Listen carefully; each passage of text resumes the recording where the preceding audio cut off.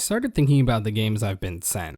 That's right, I'm a big time YouTuber with my... So I got sent 3 games that were in early access. This was 2018, 2019, and I did play them back then, but I wanted to talk about them now. The very first code I got sent was for Berserkers Descent. I guess it was originally called Wasteland Rampage, but it's Berserkers Descent now. It's a self-described high-speed action roguelite. I'll be calling it a roguey to avoid the genre police from arresting me. Now, its visual style would deter most people, completely understandable, but the more I engaged with it, the more I loved it. You see, Berserkers Descent strikes me in a way where I feel the purest form of game creation and effort. I can feel the sweat put in, something I cannot say about so many of those games in the last video. Now, that being said, this is an extremely rudimentary experience.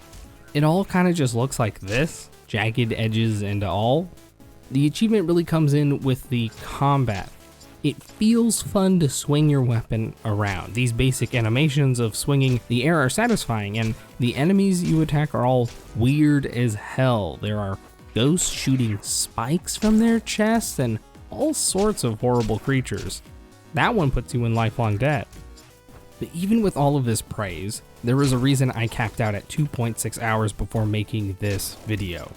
There just wasn't enough variety, and after a while, I got tired of it. It may not be this specific game's fault though, as it seems to happen with every roguey I play, except for Risk of Rain 2. Also, the platforming sections are not particularly good. This brings us to the next game I got a code for.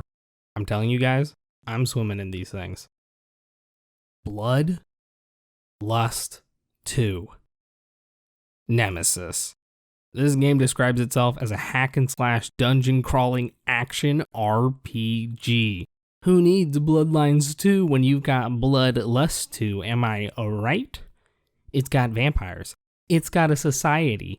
A feature is choosing between male and female.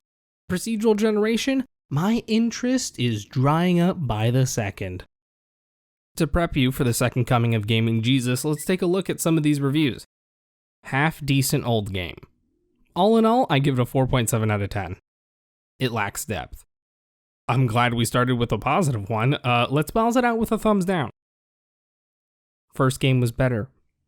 I forgot there was a 2 in the title of this game. Life is a cruel place. Let's escape it together in the world of, you know what, I'm not saying the title again.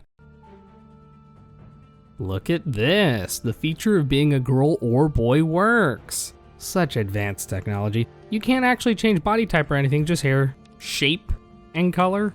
I guess also makeup and tattoos. Hilariously, you can't actually spec your character's points manually. You have to just hit the random button until you get a spread you like and add 5 extra points wherever you want. That's the kind of customization I want in my RPG. So this is Bloodlust 2. For a clunky looking game, it mostly plays well. We've all played games that kind of look like this, and they're always a pain to actually play, but moving around is really nice. That's pretty much where all my praise ends though. These 2 games are a cautionary tale about passion not being enough when it comes to making a video game. They are both completely lacking. I mean, look at this. Attacking is this canned swooshing animation that doesn't change based on weapons. I would like to pretend that the third game is good, but it's by this company that leaves all of their games in early access and never finishes them, so more shovelware.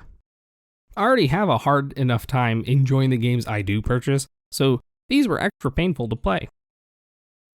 Well, that was quite a trip down memory lane, an extreme brief one. I'm going to go back to playing the mountain of games that I still need to get through. Anyone interested in a video about Ultimate Alliance 3? No? Alright, me neither actually.